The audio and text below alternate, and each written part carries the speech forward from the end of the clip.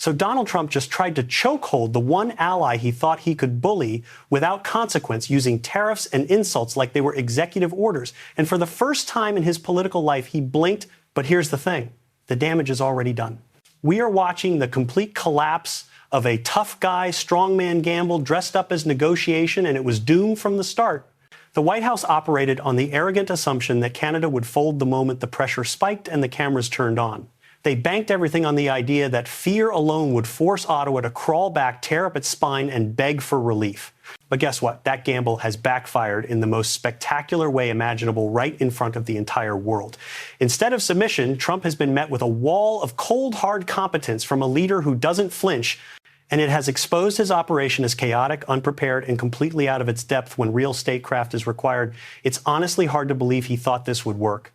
We are talking about a G7 nation, a core partner in North American supply chains, not a disposable pawn in one man's ego trip. This isn't just about a World Cup photo op, a handshake, and a crude 51st state power play. We are talking about the United States proving to the world that its word no longer means anything, even to its closest neighbor. Let me fill you in on what's been happening. So let's look at the setup here. PH1-2, Trump came back into power with a chip on his shoulder and a weird grinding obsession he needed, an America First confrontation he could point to like a trophy, a moment that screams strength, even if it breaks the furniture. He wanted an enemy he could shake on command, a headline he could manufacture, a crisis he could claim to solve after he caused it. He didn't have the data. He didn't have the plan. He didn't even have patience. He had grievance, impulse, and a craving to dominate the conversation before anyone could check the receipts. That's how Trump operates. Noise first, consequences later. To rally MAGA Republicans, he needed a villain that felt safe, familiar, and emotionally convenient. Canada got picked because it's close, it's vital, and Trump thinks proximity equals permission, like the border is a leash he can yank whenever ratings dip. He treats the U.S.-Canada relationship like a prop, not a partnership. Whether it was trade threats or personal insults or public humiliation in front of cameras, the script stayed the same. Threaten, demand concessions, then act shocked when anyone resists. He doesn't negotiate. He performs dominance and calls it policy. But this time that assumption was wrong. They knew he would come back. They knew he would be aggressive. And they built a strategy designed to neutralize his chaos with boring, relentless stability. So Trump escalated. He waved sectoral tariffs like a bat. He targeted pressure points, steel, aluminum, auto parts, energy, because he believes pain equals obedience. And he floated the 51st state line like it was clever leverage, as if sovereignty is a coupon you redeem at the border. He expected Canada's new Prime Minister, Mark Carney, to do what Trump always expects: scramble for a fast deal, smile for the photo, and quietly swallow humiliation the way Trump treated Justin Trudeau for years. He believed the fear would force Canada to blink first, because he confuses economic pain with political surrender. Instead, Carney stayed flat and direct. No theatrics, no begging, no fake breakthrough. This is a former central banker, Bank of Canada, Bank of England, someone trained to speak with credibility because markets punish bluffing. He looked at Trump and drew the cleanest line possible: Canada's not for sale. Then he refused to give Trump the quick win he was hunting for. Carney made it clear a near-term deal to end those sectoral tariffs wasn't happening, and he pushed the whole fight into the next USMCA CUSMA review expected next year, where timelines and procedures make it harder for Trump to freestyle reality. And yes, Trump even tried praising Carney as a world-class leader and a tough negotiator because Trump loves strength right up until it blocks his demands. And while this plays out in diplomatic rooms like that December 5 gathering in Washington tied to the 2026 World Cup draw, where Carney met with Trump and Mexico's President Claudia Sheinbaum, the spillover lands on real people. Workers in Michigan and Ontario, suppliers on both sides of the border, small manufacturers who live on predictable schedules, not presidential mood swings. Orders get paused, overtime gets frozen, hiring gets delayed. That's the cost of Trump turning an ally into a target just to feed a strongman fantasy on TV. It doesn't stay in Ottawa. It hits towns, plants, docks, and paychecks across the United States. PHN3. At first glance, this looks like just another clash of personalities. But if you zoom out, a very specific pattern snaps into focus. Mark Carney walked into this mess with basic goodwill, a calm tone, and a clear intent to keep the relationship functional. He didn't come in to grandstand against Trump. He came in to protect Canada and keep the temperature from boiling over, even while Trump tried to drag the meeting into spectacle. The decisive moment hit when Trump tried to turn sovereignty into leverage and floated the 51st state idea as the price of tariff relief. Carney refused to cross that line because you don't bargain away a country's existence just to make Donald Trump feel powerful, and you don't reward threats with surrender. Trump didn't accept the limit. He pushed again, he smirked, he tried to frame refusal as unfriendly, like normal boundaries are, a personal betrayal. And the second Carney held the line, Trump's operation shifted to pressure isolation and the usual attempt to make the other side look responsible for the chaos he started. He tried to imply Canada was choosing the tariffs as if Trump's hand wasn't the one holding the weapon. The message was clear: loyalty to Trump supersedes loyalty to the law. Mike Pence started as the loyal soldier, the smiling defender, the man who cleaned up Trump's messes on camera. He tried to reassure the country, normalize the abnormal, and act like Trump's impulses were just strong leadership because that was the job inside Trump's orbit.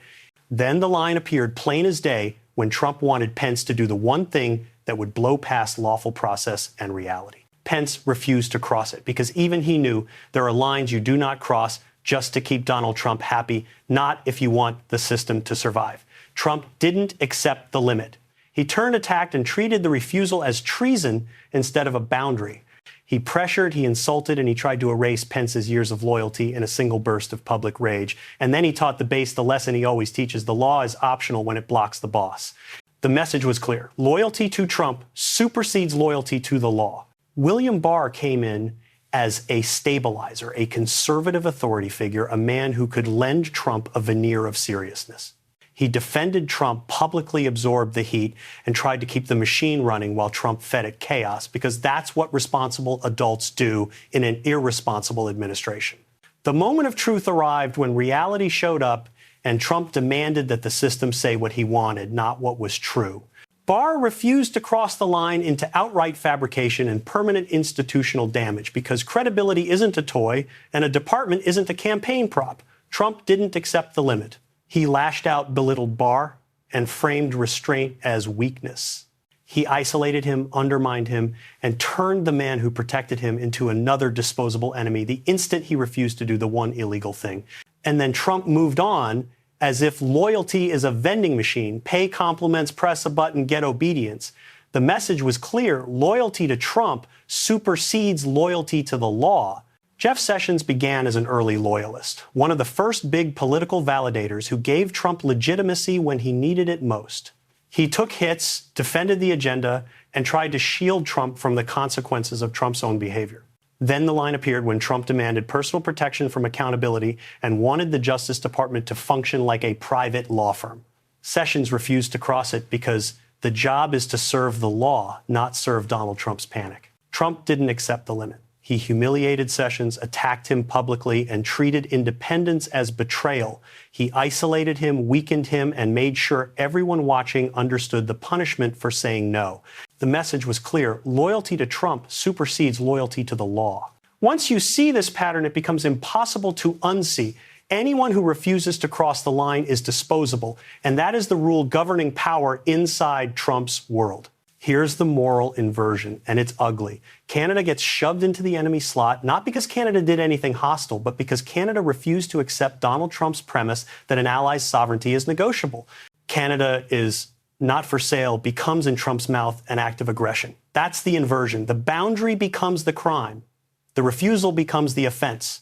And Trump gets to cosplay as the wronged party while he's the one holding tariffs like a weapon. Then you see the rules versus vandalism problem. Canada's trying to push this into procedures, reviews, timelines, the boring stuff that keeps trade from becoming a daily hostage drama. Trump wants to smash that structure whenever it slows him down. He signed USMCA.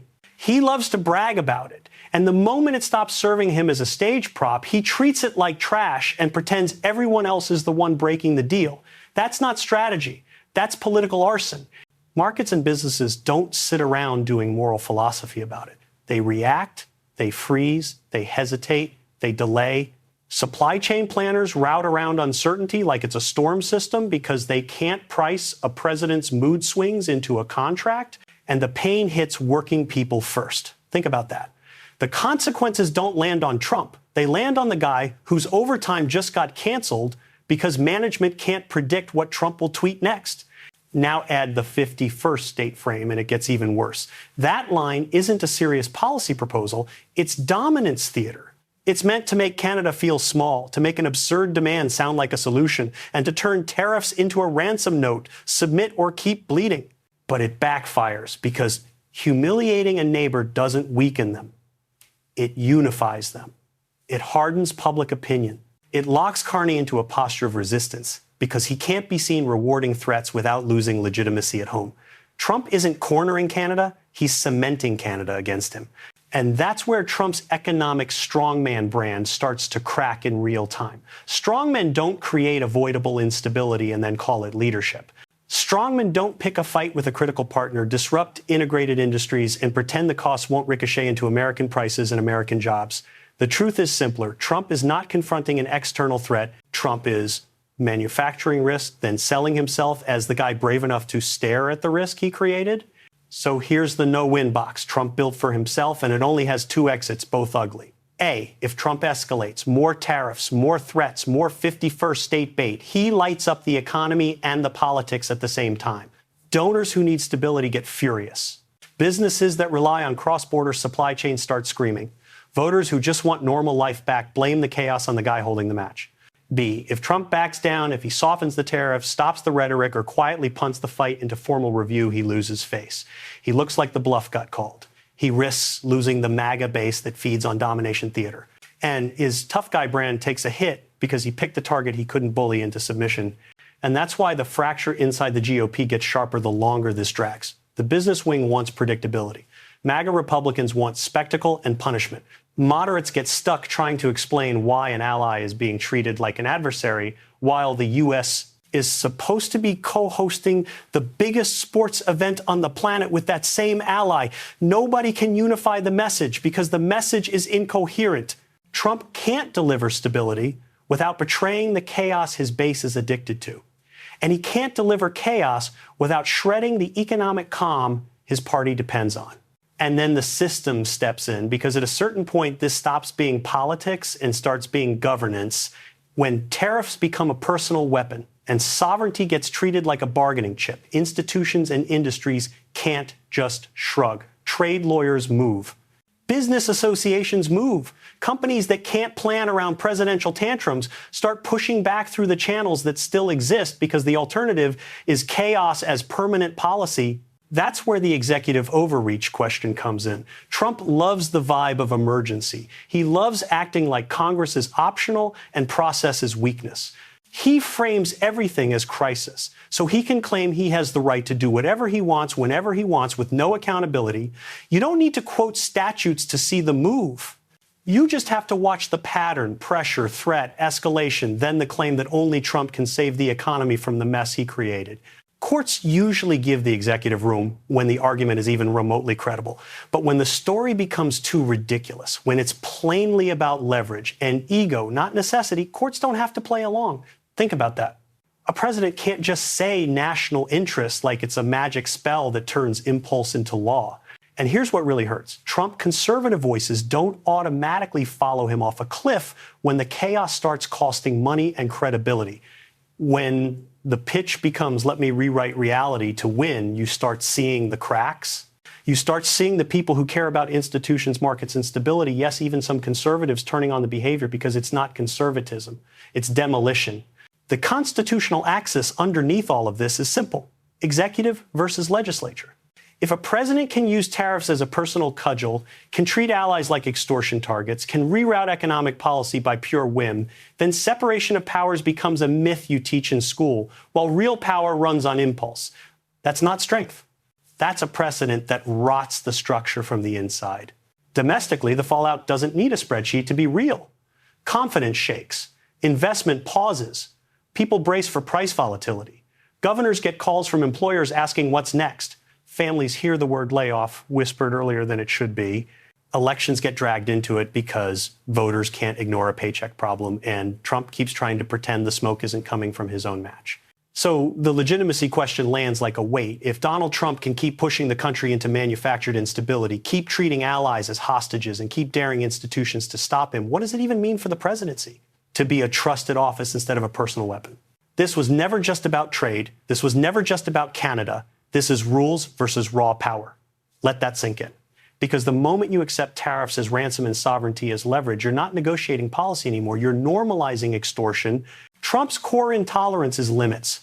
He hates slowness. He hates procedures. He hates boundaries he didn't invent. He craves speed and control, and when reality doesn't move fast enough, he tries to bully reality into cooperating. That's why a calm, competent no from Mark Carney hits him like a wall. It's not even the content. It's the existence of a limit. And here's the precedent chain that should scare every serious person. If this behavior is accepted, it becomes a precedent. If it becomes a precedent, it will be reused. If it's reused, it won't vanish when Trump leaves. And if it doesn't vanish, the next president, maybe smarter, maybe colder, will inherit a normalized weapon and aim it again. That's how democratic decay works. Not with one dramatic collapse, but with small permissions. The abnormal becomes familiar, the outrageous becomes just Trump, the public gets numb, and the country starts living inside a constant low-grade crisis where nothing is stable because stability would require Trump admitting limits exist. Voters in the end don't reward chaos forever. They punish incompetence when it touches life, jobs, prices, overtime, predictability. Not because voters are saints, because voters are tired. And when Trump keeps turning governance into a reality show, the fatigue becomes political gravity. So the choice sitting underneath this is civilizational. A serious nation or a reality TV state. Governance or spectacle. And the worst part is, this isn't over. The legal battles are only starting to sharpen. The economic consequences are only starting to seep into daily life. And Trump is still testing how far he can push before the guardrails snap